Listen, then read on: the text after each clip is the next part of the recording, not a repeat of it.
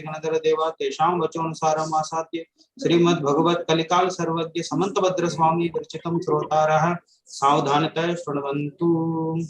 मंगलम भगवान वीरो मंगलम गौतमो गणि मंगलम कुंद कुंदार्यो जैन धर्मोस्त मंगलम सर्वमंगल मांगल्यम सर्वकल्याणकारकम प्रधानम सर्वधर्मानां जैनम जयतु शासनम जैनम जयतु शासनम ज्ञान समान नान जगत में सुख को कारण यह परमामृत जन्म जरा मृत्यु रोग निवारण सुरसुर इंद्र नरेंद्र वंदित कर्म मल निर्मल कर प्रशतीर्थ के करतार श्री वर्धमान जिन शत शत नमन तीर्थंकर की धुनि गण धरने सुनि अंकर चे चुनि ज्ञानमयी सो जिनवर वाणी शुभ सुखदानी त्रिभुवन वाणी पूज्य भई ज्ञान को उजागर सहज सुख सागर सुगुण रत्नागर विरागी रस भरियो है शरण की रीति हरे मरण को न भय करे करण सो पीठी दे चरण अनुसरियो है धर्म को मंडन धर्म को भी हंडन है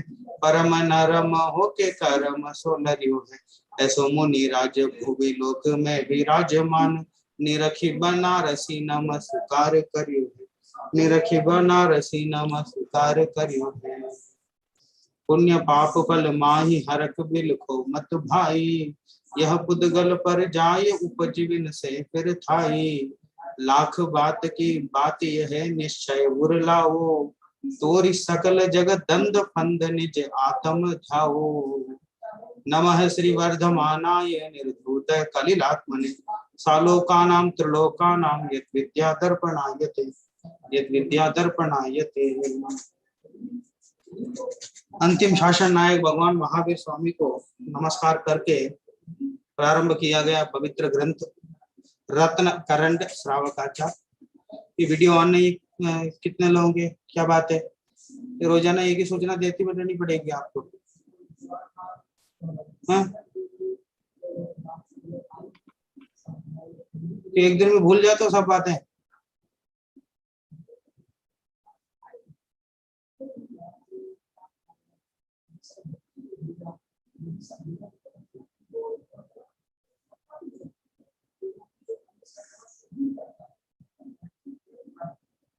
दो मिनट बाद रिमूव कर दो जिनके वीडियो ऑन नहीं है ना।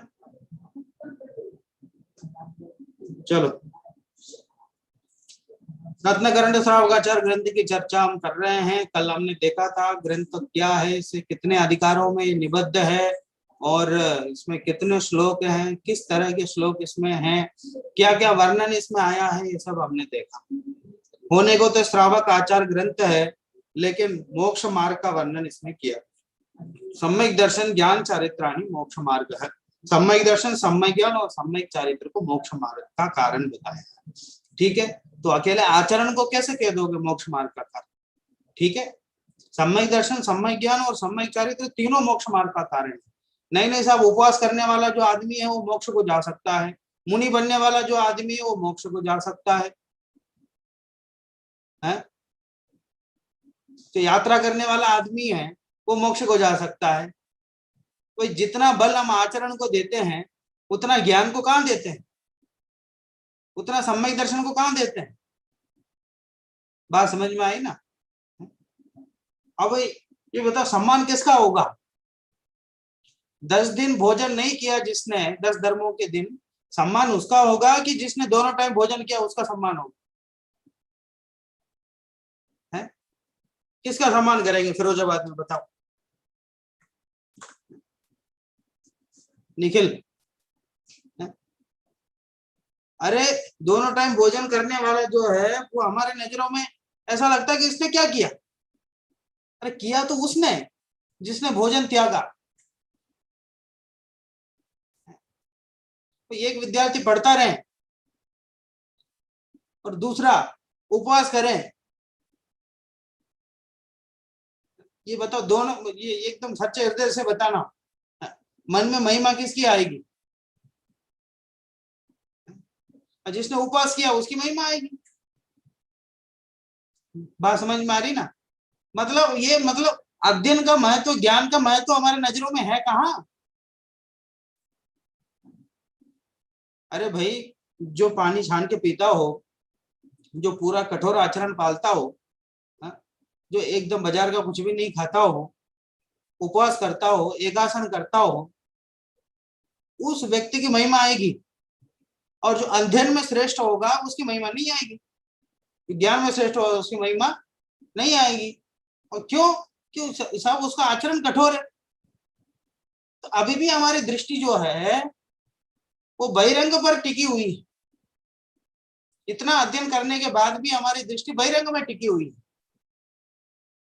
अंतरंग में क्या है इस पर हम विचार ही नहीं करते। देखो, एक व्यक्ति नग्न है, और मतलब आपके सामने दो व्यक्तियों को खड़ा कर रहा हूं, एक हाथ में एक व्यक्ति नग्न है, ऐसा नग्न है कि उसके खाल खींच करके नमक मिर्ची लगा दें तो ये आंख है ना, जो आंख है ये सफेद सफेद दिख रहा तुम्हें, ये लाल नहीं हो गए, ठीक है, ये आंख बिल्कुल लाल भी नहीं हो गए। ऐसे ऐसे एक नग्न व्यक्ति है। और दूसरी तरफ एक व्यक्ति है जिसकी 96,000 रानियां हैं। कितनी पत्नी है? 96,000, 96,000 पत्नियां। अब ईमानदारी से बताना, कोई शास्त्र वास्त्र की बात नहीं सुनना तुम। अब ये बताओ कि दोनों में से श्रेष्ठ कौन है?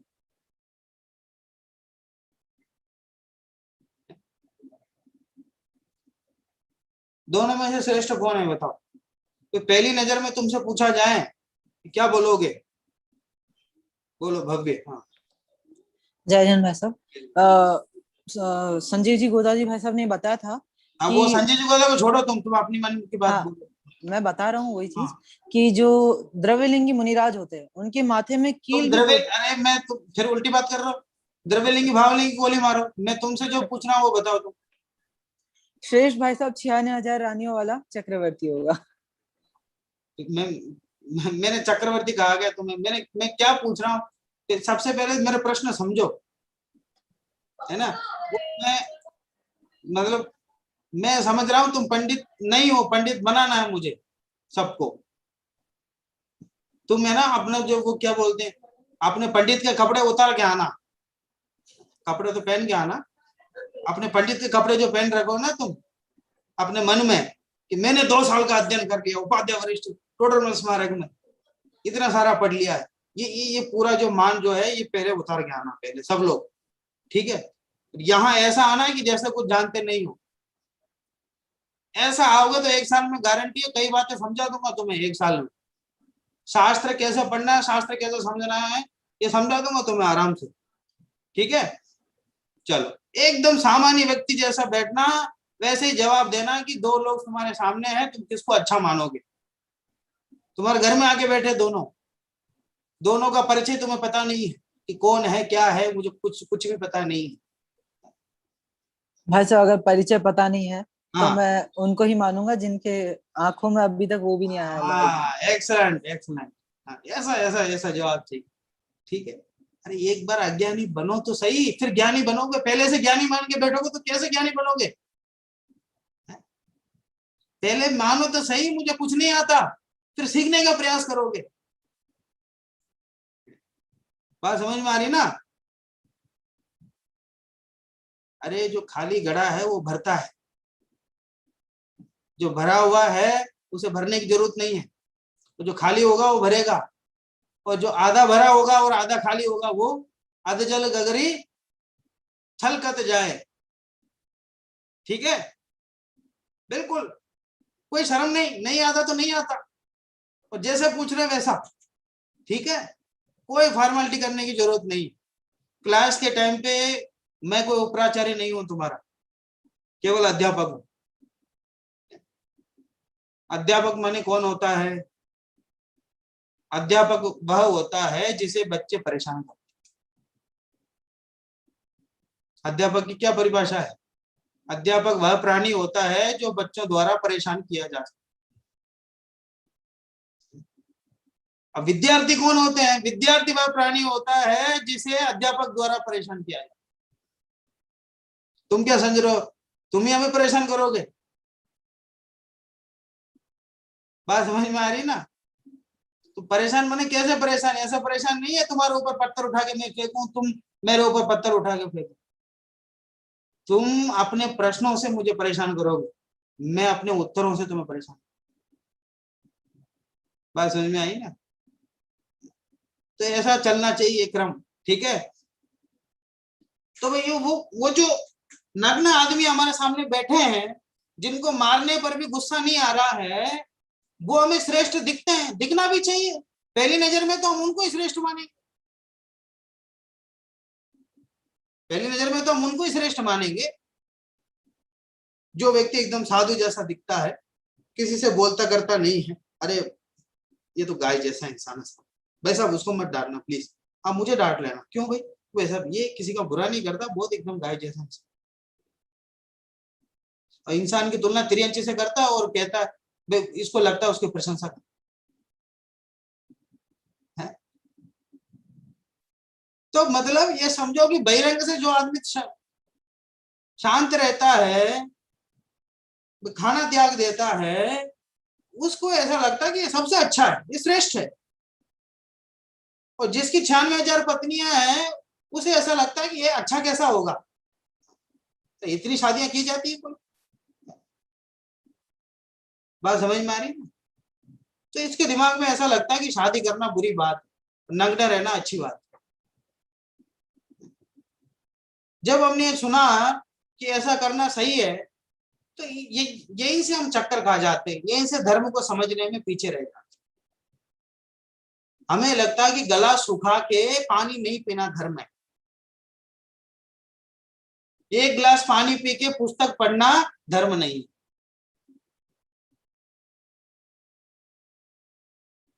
बात समझ में आ रही है? क्या कहना चाह रहा हूं? बहिरंग आचरण पर हम इतने केंद्रित हो गए हैं, वैसे तो दिखता है उसी को हम अपना माने लगते, उसी को धर्म लगता। जबकि समंत भद्राचार्य ने सबसे पहले सम्यक दर्शन अधिकार रखा, उसके बाद सम्यक ज्ञान अधिकार रखा, फिर जाकर के सम्यक चारित्र अधिकार रखा। और उमा स्वामी आचार्य ने तो कह दिया सम्यक दर्शन ज्ञान चारित्राणि मोक्ष मार्ग, कि भैया सम्यक दर्शन, सम्यक ज्ञान और सम्यक चारित्र तीनों की एकता का नाम मोक्ष मार्ग है। तुम अकेले पढ़ने से ही समझ लोगे कि हम अच्छे विद्यार्थी हो जाएंगे, ऐसा नहीं चलेगा। तुम्हें पढ़ना भी अच्छा होगा, चिंतन भी अच्छा करना होगा, और जीवन में उतारना भी होगा। ये सब बहुत अच्छा प्रवचन करते हैं। किस विषय पे? परोपकार विषय पे बहुत अच्छा प्रवचन करते हैं, बहुत अच्छा। परोपकार को इतना अच्छा समझाते हैं कि इन जैसा कोई समझा नहीं सकता। परोपकाराय फलन्ति वृक्षा, परोपकाराय वहन्ति नद्या। तो ये ना वो श्लोक पूरा बहुत अच्छे से समझाते हैं। और इनसे कोई मदद मांगने जाए तो दूर से गायब हो जाते हैं। अब बोलो, वो जो परोपकार पे बहुत अच्छा भाषण दे रहे हैं, उस भाषण का मतलब क्या? बाह्य आचरण का महत्व क्या है, ये बताओ। हम तो उसी को धर्म मान के बैठे। आदिनाथ राजा इतने इतने महान थे, इतने महान थे, तंदुल बाबू इतने महान थे। कौन का इसका कोई क्या रिएक्शन ही नहीं आ रहा?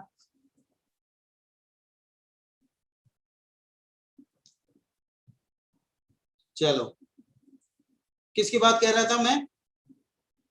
आदिनाथ राजा कितने महान थे, बहुत बहुत लोग सम्मान करते थे। अरे हमारे राजा साहब, हमारे राजा साहब कुलकर हैं, लोगों को सिखाया उन्होंने, असी मसी कृषि ये सब कार्य उन्होंने सिखाया, बहुत सम्मान करते थे। अरे शांति जी वैसा दूर से आ जाए अभी भी खड़े हो जाते हैं। 8-10 साल हो गया काम करते हुए साथ में, अभी भी कोई बात कहने से थोड़ा डर लगता है, उनसे क्या कहेंगे। अभी भी सोच समझ के बोलते हैं। मीटिंग में आ जाए तो खड़े हो जाते हैं सबसे पहले। हमारे बाद आने वाले कई लोग ऐसे एकदम अच्छे से बात करते, मुझे बहुत एकदम संकोच होता है, क्योंकि सम्मान उनके प्रति इतना है, तो मेरे से नहीं हो पाता। अभी अभी भी उनके आंखों को देख करके जितना डर फाइनल में लगता था, अभी भी लगता है। बात समझ में आ रही ना? तो ऐसे आदिनाथ राजा से लोग इतना सम्मान करते थे, उनको देख करके सबको अच्छा लगता था, अरे बनना हो तो इनकी जैसा बनना है, कितने अच्छे व्यक्ति। और ये एक दिन नीलांजना के नृत्य देख करके उनको वैराग्य आ गया। उनके साथ 4000 लोगों ने, हमारे राजा ने कपड़े खोले तो हम भी कपड़े खोले। कि क्या हो गया, कल तक तो कपड़े पहनते थे, आज नंगे हो गए, हम भी नंगे हो जाते, वो भी नंगे हो गए। अब बोलो, अब वो आदिनाथ जो मुनि हुए बे, और वो 4000 फोटोकॉपी, अब उनमें अंतर क्या है बताओ? केवल नग्न को तुम अच्छा लगता ना, हमारे सामने नग्न आ जाए तो अच्छे हैं, बात समझ में है ना? वो क्रियाकांड अच्छा लगा तो वो 4000 एक तरफ है, वो एक तरफ है।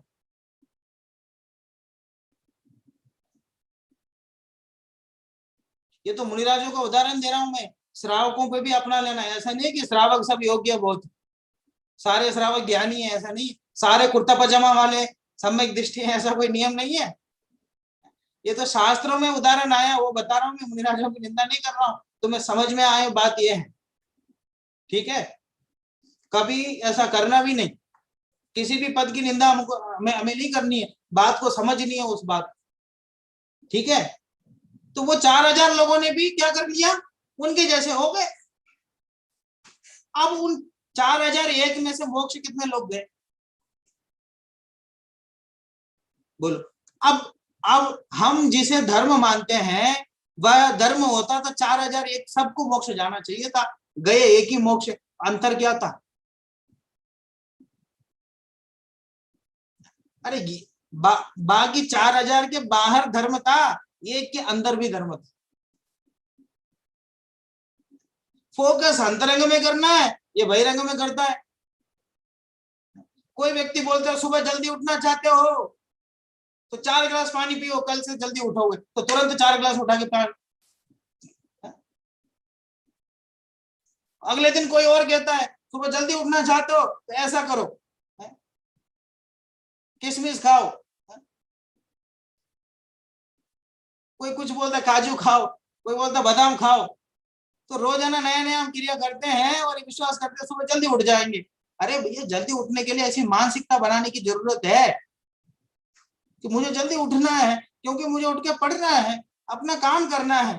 ऐसे अंतरंग में हो जाए, अंतरंग में निर्णय हो जाए, मुझे अपने हित के लिए करना है, तो किसी के कुछ करने की जरूरत नहीं है, किसी को कहने की जरूरत नहीं वीडियो ऑन करो, किसी को कहने की जरूरत नहीं है तुम नोटबुक बनाओ। अंतरंग में ये पता चल गया कि इससे मुझे मेरा हित होता है, ये मेरे लिए अच्छा है, तो अपने आप बहिरंग प्रवृत्ति भी होगी। बोलो, तुम्हें भूख लगने के बाद कितना उपवास करना पड़ता है कि तुम्हें खाना मिल जाए? कितनी देर आंख बंद करके बैठना पड़ता है कि तुम्हें खाना मिल जाए?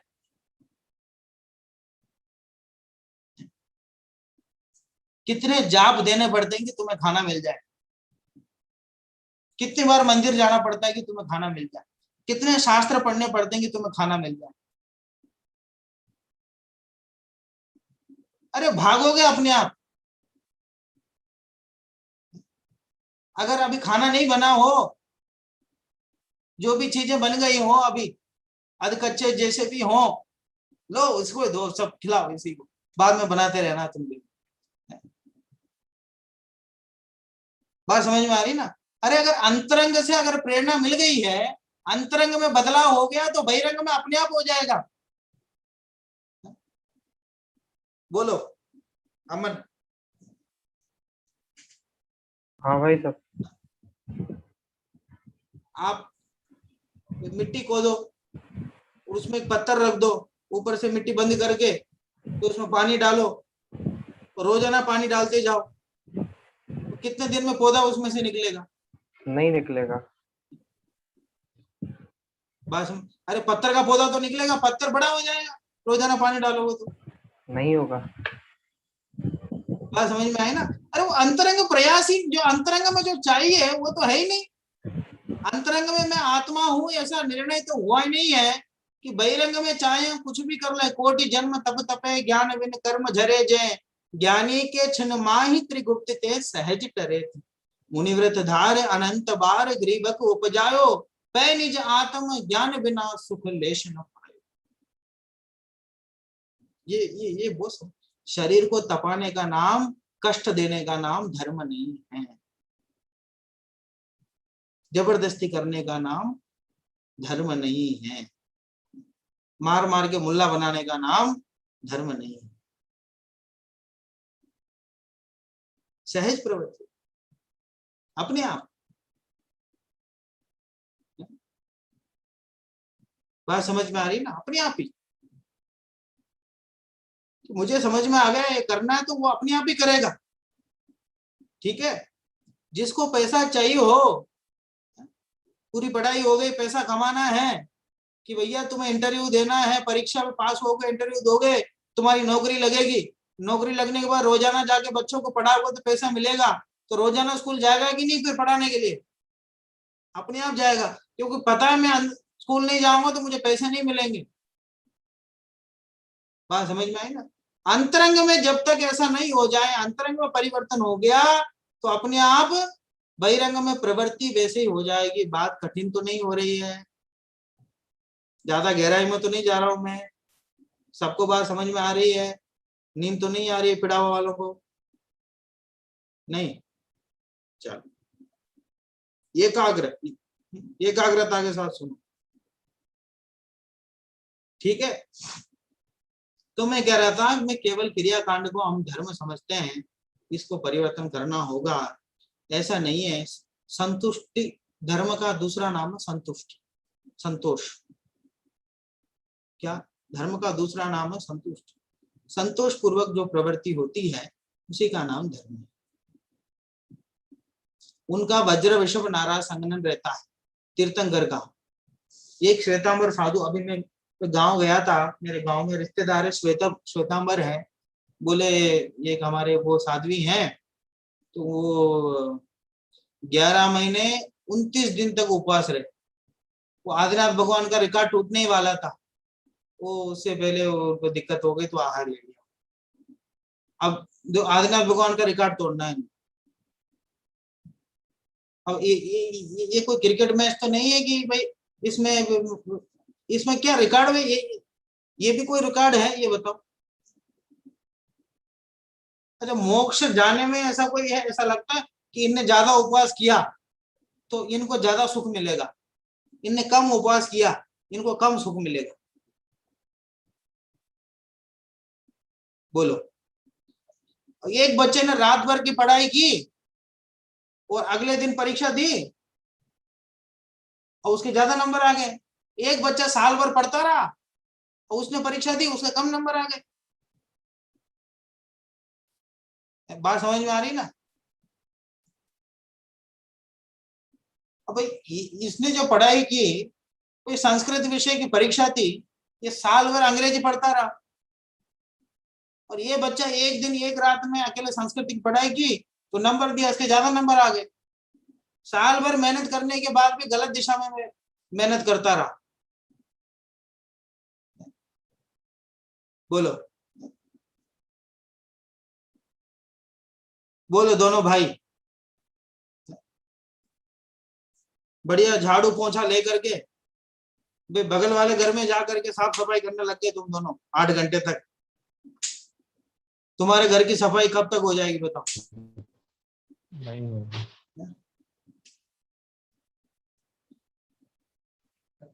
ऐसे ये जो शरीर है ये पड़ोसी है, इसको सुखाते हैं हम उपवास के माध्यम से, ऐसा करते हैं, इसको पानी नहीं देते हैं और समझते हैं कि हमारा धर्म हो। सफाई तो तुम इसकी कर रहे हैं और चाह रहे हैं कि फल हमें मिल जाए। हम कौन है? मैं शुद्धात्मा है मेरा नाम, ठीक है। मैं शुद्धात्मा तत्व हूं, शरीर को पनिशमेंट कर रहा हूं और सोच रहा हूं कि फल मुझे मिल जाए।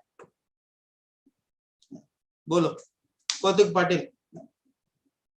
तुम मेहनत करो फल मुझे मिल जाए, ऐसा कैसा हो सकता है?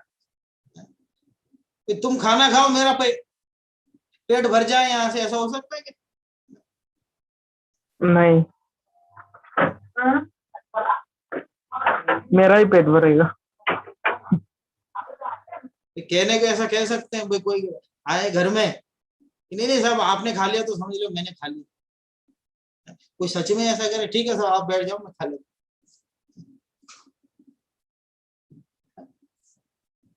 तो किसी को ये साहब इसे अपना ही घर समझना, तो हाँ साहब ठीक है आप वो ले आओ, सब पत्र ले आओ, स्टैम्प पेपर ले आओ, अभी अपना नाम कर लेते हैं।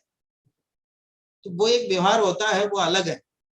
व्यवहार को व्यवहार से ही समझा जाता है, निश्चय को निश्चय से समझा जाता है। तो बात में मैं किस बात का विश्लेषण कर रहा हूं?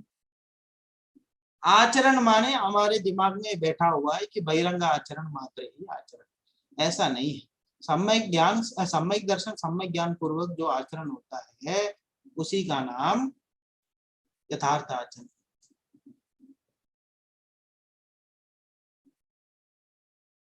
बात समझ में आ रही ना? देखो आप किसी मेले में गए, वहां घूम गए, आजकल तो मेले वेले ऐसा लगते नहीं है, परंतु आपको जानकारी तो होगी, इतने पुराने तो हैं आप, एकदम नए जमाने के भी नहीं है। तो किसी मेले में आप गए, भाई आप घूम हो गए, आपके घर वाले अलग हो गए, ठीक है? तो भाई कोई व्यक्ति और अपने घर में ले जाके आपको उन्होंने रख लिया, रखने के बाद 2-4 दिन आप रहे, बाद में आपको जानकारी मिल गई कि भाई यहाँ से मेरा गांव इतना दूर है, मेरे परिवार वाले यहाँ रहते हैं, तो मैं यहाँ से ऐसे जाऊंगा तो मैं जा सकता हूँ, ऐसे आपको जानकारी मिली। अब वहां से निकलने में आपको कितना टाइम लगेगा बोलो? वहां से निकलने के लिए आपको कितना उपवास करना पड़ेगा? वहां से निकलने के लिए कितनी पूजने करनी पड़ेगी, आपको कितनी भक्ति करनी पड़ेगी, कितनी बार पानी नहीं पीना पड़ेगा? अपने आप बिना चप्पल के, हो सके तो बिना कपड़ों के, सब कुछ छोड़ करके, खाना छोड़ करके, अरे वो घर वाले बोलेंगे अरे रुक जाओ भैया, अभी रुक जाओ, शाम का भोजन करके निकल जाना, कि नहीं नहीं भोजन भोजन भाड़ में गया, पहले मुझे अपने घर जाना। ऐसा भोजन छूट जाता है। मोक्ष मार्ग में वो भोजन छोड़ा नहीं जाता, छूट जाता है। अपने आत्मा में इतना ध्यान अपने आप लग जाता है, इतना आनंद आता है कि भोजन भोजन का उसका विकल्प नहीं आता, तो छूट जाता है। इसका नाम उपवास है।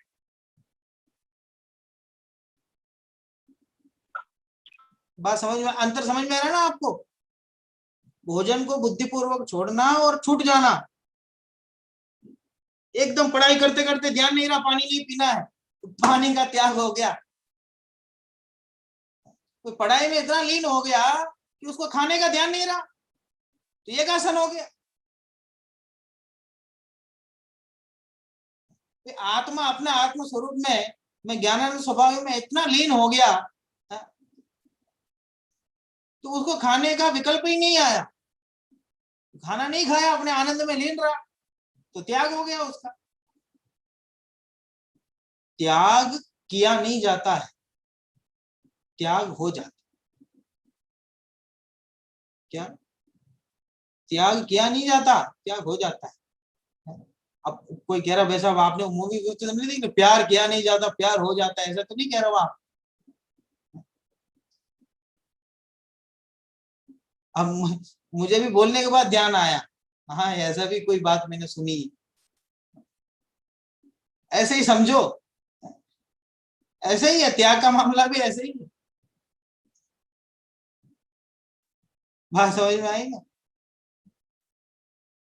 बात समझ में, जो बात आपने प्यार के बारे में सुनी है, वही बात त्याग के बारे में। वो उसको नहीं किया जाता है ऐसा कि नहीं हम ऐसा ऐसा कर, वो अपने आप ही पर वस्तुओं का त्याग हो जाता है, आपको कहने की जरूरत नहीं पड़ी। ठीक है,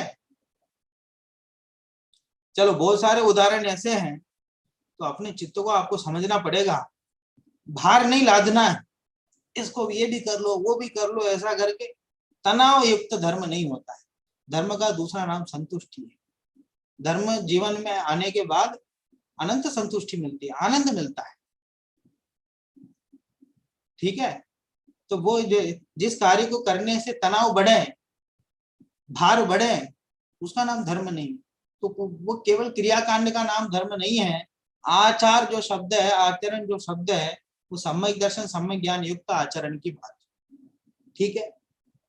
चलो अब आज हमको समंतभद्र आचार्य के बारे में समझना है, ठीक है। समंतभद्र आचार्य के बारे में थोड़ा सा कल मैंने हिंट किया था आपको, समन्तात् भद्र इति समंतभद्र, ठीक है। मैंने पीपीटी बनाई नहीं है, मैं कल बनाया, उसको लास्ट में दिखाया, उसकी कोई ऐसी खास उपयोगिता मेरे को समझ में नहीं आई, इसलिए मैंने बनाई नहीं। अगर आपको लगे कि जरूरत है तो बताना, मैं बना के भेज दूंगा आपको, ठीक है। मानस आपस में चर्चा कर लेना, अगर जरूरत पड़े तो बताना, मैं बना दूंगा, उसमें कोई बड़ी बात, ठीक है। तो समन्तात् भद्र इति समंतभद्र, सर्व ओर से जो भद्र है उनको समंतभद्र कहते। बहुत श्रद्धा से समझना समंतभद्र आचार्य। क्यों श्रद्धा से क्यों समझना? देखो, एक तो जैन नहीं थे, पहले जन्म के समय में जैन नहीं थे। इनका क्या नाम था बाल्यकाल का? शांति वर्मा। क्या नाम था? शांति वर्मा। तो ये इनके माता पिता का नाम तो कुछ ऐसा कोई विशेष हमको मिला नहीं। तो ये किस विषय के विद्वान थे? सिद्धांत, संस्कृत के भी अच्छे विद्वान थे, तर्क शास्त्र के अच्छे विद्वान थे, अलंकार के अच्छे विद्वान थे, छंद शास्त्र के विद्वान थे, काव्य कोश के विद्वान थे, व्याकरण के विद्वान थे, बहुत बड़े कवि थे, भाषाविद थे, जितने जो भी हैं वो सब थे। कोई ऐसा कोई गुण नहीं रह गया इनमें, सब प्रकार से इनकी प्रतिभा थी। कहां तो न्याय ग्रंथ इन्होंने लिखा। एक जो तत्वार्थ सूत्र का मंगलाचरण है, मोक्ष मार्गस्य नेतारम भेतारम कर्म भुभ्रताम ज्ञातारम विश्व तत्वानाम वंदे तदगुण लब्धये, उस मंगलाचरण के ऊपर गंध हस्ति महाभाष्य लिख दिया उन्होंने। कितने हजार श्लोक प्रमाण? कितने हजार श्लोक लिख दिए गंध हस्ति महाभाष्य में? 10,000 श्लोक प्रमाण। 10,000 श्लोक। कहीं 10,000 आता है, कहीं 7,000 आता है, कहीं 16,000 आता है, तो समझ लो हजारों में हजारों श्लोक लिख दिए एक श्लोक पे। ऐसी प्रतिभा उनकी थी, ऐसी प्रतिभा टोडरमल जी की थी। एक बात याद आ गई, टोडरमल जी सुना देता हूं।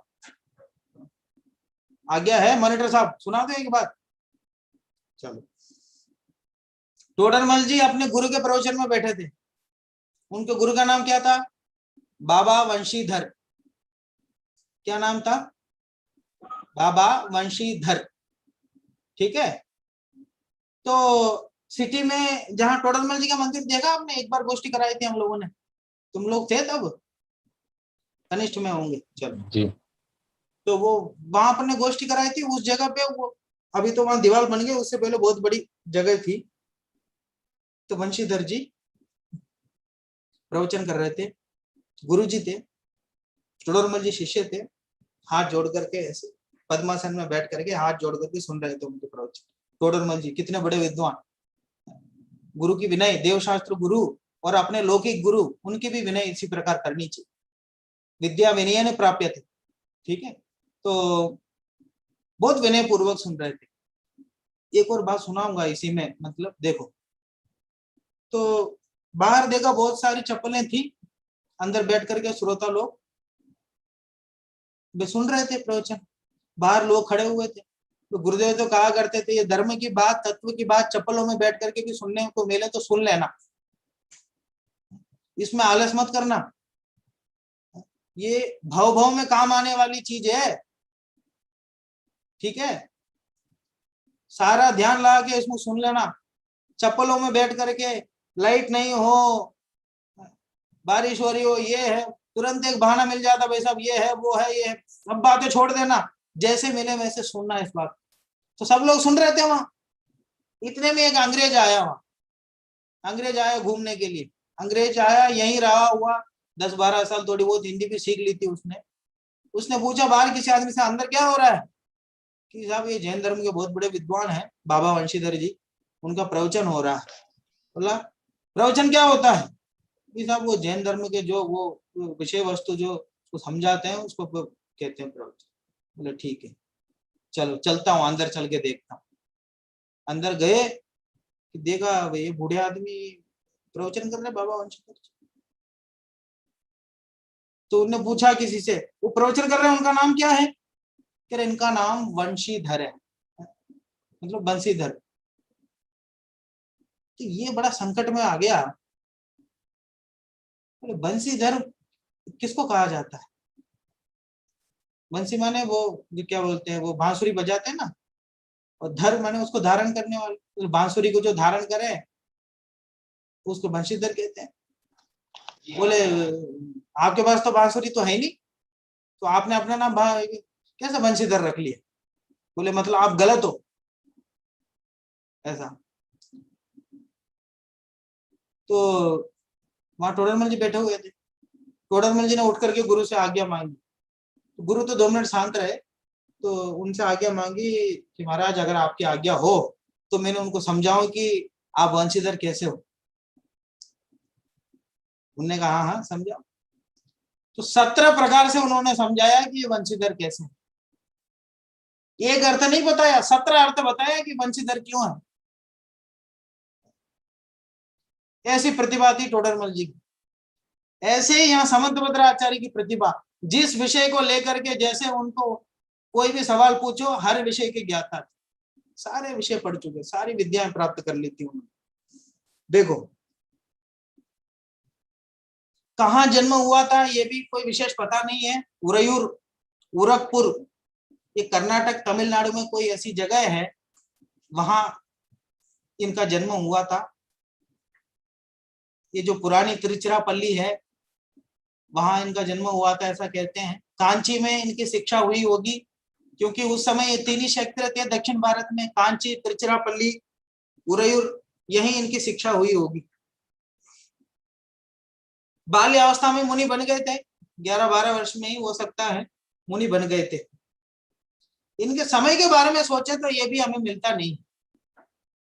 कोई तो कहता 7वीं और 8वीं शताब्दी के रहे होंगे, ऐसा अनुमान लगाया जाता। लेकिन पंडित जुगल किशोर जी मुख्तार समंतभद्र स्वामी पे बहुत अच्छा काम उन्होंने किया है। वे कहते हैं कि ये तो उमा स्वामी के बाद हुए हैं, उमा स्वामी के शिष्य हैं। उमा स्वामी के बाद क्यों हुए हैं, अभी अभी मैंने बताया। कैसा पता लगाया जा सकता है कि ये उमा स्वामी के बाद हुए हैं? क्योंकि इन्होंने तत्पर सूत्र मंगलाचरण पर टीका लिखी। हाँ ठीक है, हाँ दोपहर करना तो पूछूंगा। तत्वा सूत्र के मंगलाचरण पर इन्होंने टीका लिखी, इसका मतलब ये है कि उमा स्वामी आचार्य के बाद हुए हैं। ठीक है। मानस संयम पुजारी को जी लगा के कह रहा है, इसका मतलब वो बाद के समय का, संयम पुजारी के बाद का। और मानस को जो उसके जूनियर के विद्यार्थी जी लगा के कह रहे हैं, इसका मतलब बीच का जो समय, उस समय ये मानस हुआ, ऐसा बाद के लोग पता लगे हैं विद्वान। ठीक, समय का ऐसा पता लगे। और बाद में पूज्यपाद स्वामी ने समंतभद्र स्वामी को अच्छे से याद किया है, कई जगह उनका उल्लेख किया है। आदि पुराण में जिनसेन आचार्य ने याद किया है। इन सबसे इनको ऐसा समझा जाता है 2री या 3री शताब्दी में ही हुए हो, ऐसा जुगल किशोर जी मुख्तार का कहना है। ठीक है। और दीक्षा का भी पता नहीं है कि किस समय उन्हें लिया होगा। कुंद आचार्य के संग में ही ये होंगे, क्योंकि कुंद आचार्य के संग में ही ये परंपरा है स्वामी लगाने का। अपने नाम के साथ स्वामी लगाने। पूज्य उमा स्वामी, समंतभद्र स्वामी, पूज्यपाद स्वामी, अकलंक स्वामी, और क्या वो भट्ट अकलंक भी उनका नाम है। तो ये स्वामी लिखने की एक पहले अलग अलग मुनि संघ होते हैं ना, अभी जैसे सागर लगा लेते हैं, कोई अलग अलग नंदी लगाते हैं, कोई ऐसे ऐसे संघ होता है ना जो बात समझ में आई। तो ये इनके संघ में स्वामी लगाने की प्रवृत्ति। तो उमा स्वामी, फिर समंतभद्र स्वामी, फिर पूज्यपाद स्वामी। ठीक है। तो ये उमा स्वामी जो आचार्य कुंद शिष्य कहते, उनके कुंद आचार्य के शिष्य थे। तो ये मतलब कुंद आचार्य की परंपरा में आए हुए। ठीक है। चलो, अब क्या हुआ, उन्हें दीक्षा तो ले ली। अब ब्रह्म नेमि दत्त कथा कोश में एक कथा आती है समंतभद्र आचार्य के बारे में। सब लिखा हुआ आपके ग्रंथ में, चिंता मत करना। ठीक है। उसमें ऐसा लिखा गया है कि बाल्य अवस्था में उनको एक रोग हो गया था, भस्मक। क्या? भस्मक नाम का रोग हो गया था समंतभद्र स्वामी को, जिसमें बहुत भूख लगती है। इतनी भूख लगती कि खाते जाओ खाते जाओ खाते जाओ खाते जाओ खाते जाओ। किसी को हो तो नहीं क्या भस्मक? नहीं हो? चल, खाते जाओ खाते जाओ खाते जाओ। और मुनिराज तो एक बार आहार लेते। तो इनने देखा भैया तो गड़बड़ वाला मामला है। तो अपन मुनिराज है, कमंडल में थोड़ा सा पानी है, शुद्धि के लिए पानी है, तो पीछे लेकर के हम सब सारा काम करते हैं। तो भूख तो इतनी लगती है कि इतना सारा खा जाए। तो क्या चक्कर है, क्या करें समझ में नहीं। तो सीधा गुरु के पास गए, क्या कि साहब मुझे समाधि दे दो। बोलो, हाथ जोड़ के कहा मुझे समाधि दे दो। 16 साल की उम्र, 16 साल की उम्र में तुम लोग छुट्टी मांगते हो, भाई साहब घर जाने की छुट्टी दे दो, शादी है घर पे, इसमें जाना वहां जाना। तुम छुट्टी मांगते हो, उन्होंने समाधि मांगी है। बात समझ में आई ना? तुम मोबाइल मांगते हो, उन्होंने समाधि मांगी।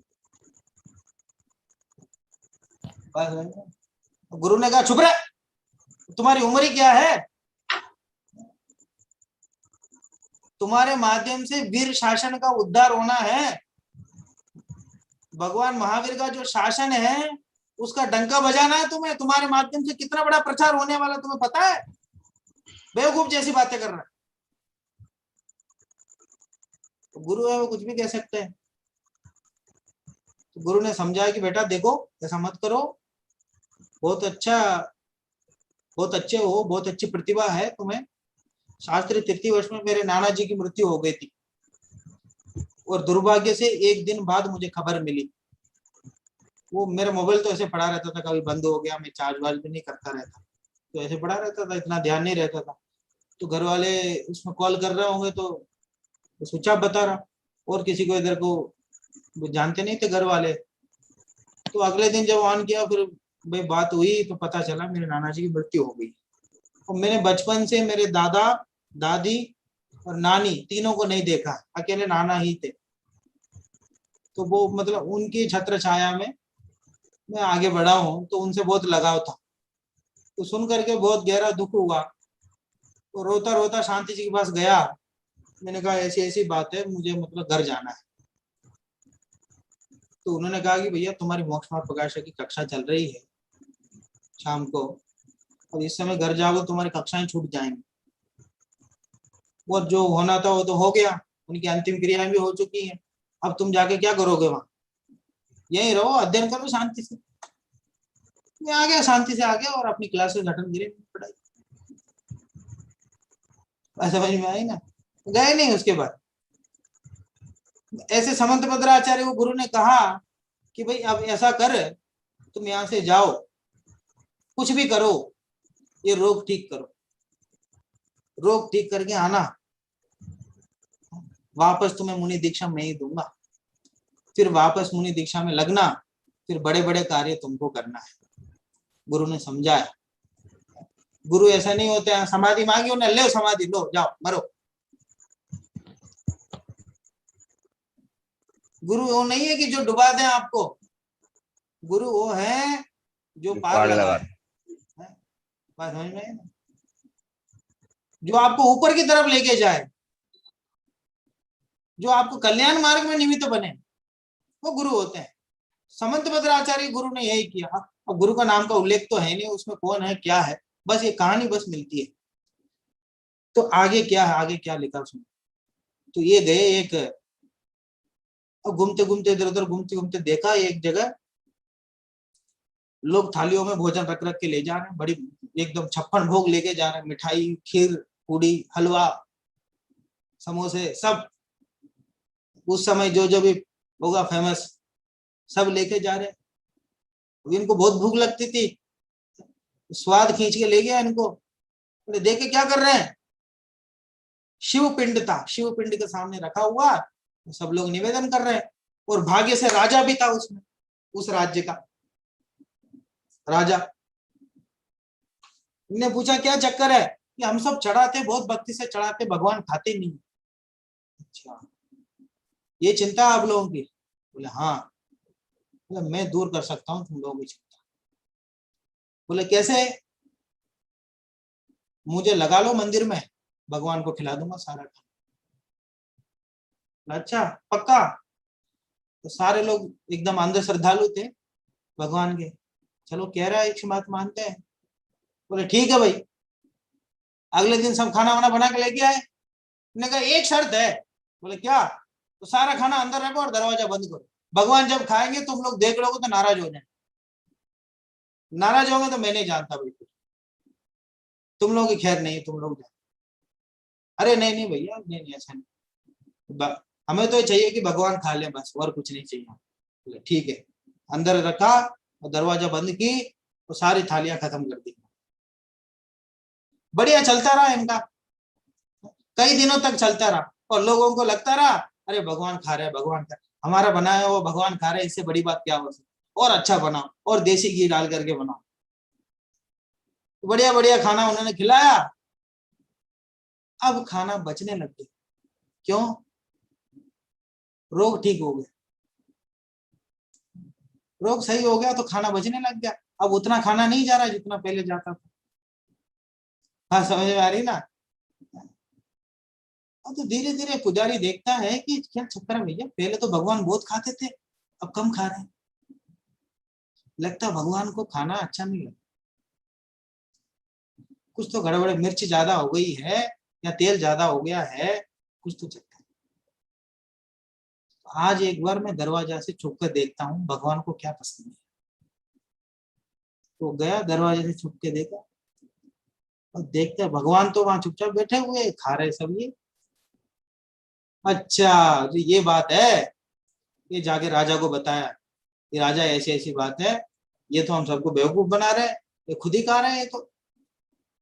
राजा आ गया बहुत गुस्से में, अरे भाई तुम बोल देते, तुम ऐसे ही खिला देते, तुम्हें इतना भोजन तो हम ही करा देते।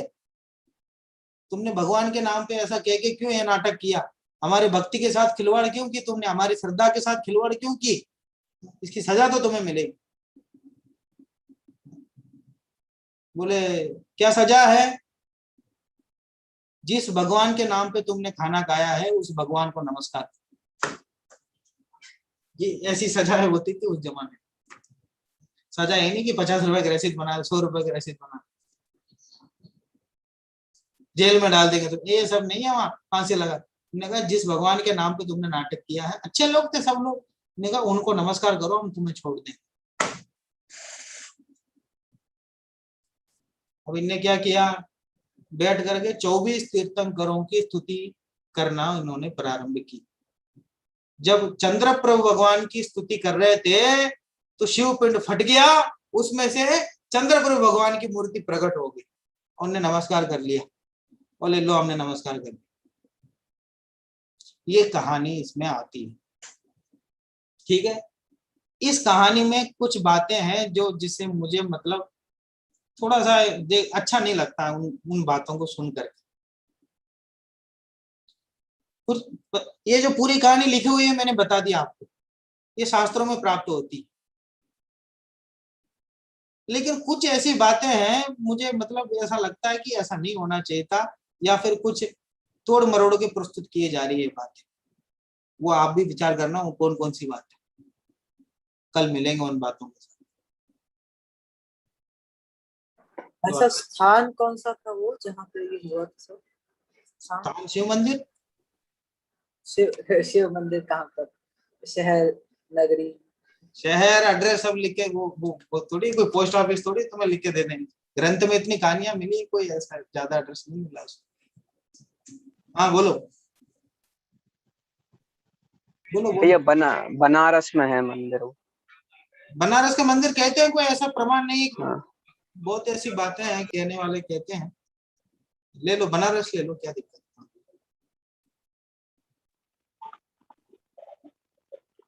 चलो भाई साहब भाई साहब बोल। बोलो बोलो। हाँ भाई साहब, वो ने मुनि दीक्षा छेद करके जाना पड़ा था पुजारी बनने। ये जो कहानी, उस कहानी में तो ये है कि वो दीक्षा छेद करके कपड़ा पहन करके गए। अच्छा, तो तुम लेकिन वो उसकी जो मतलब समाधि ले सकते थे। हाँ हाँ हाँ, वही वही वो अभी मतलब बहुत बातें इसमें हैं, तो ऑपरेशन करेंगे इस कहानी को कल, पोस्टमार्टम करेंगे कल। भैया जो वो समय बताया था वो किन्होंने बताया था? बाद में जो दूसरी शताब्दी का। जुगल किशोर जी मुख्तार, ठीक है भैया। जिसने राग द्वेष मोहादिक जीते सब जगह जान लिया, उसकी रचयिता। बनकर युगवीर सभी देशोन्नति प्राप्त कर रहे हैं। गलत बोल रहा है। बनकर युगवीर देशोन्नति रत रहा करें, देशोन्नति रत रहा करें, वस्तु स्वरूप विचार खुशी से सब दुख सहता। बोलिए महावीर भगवान की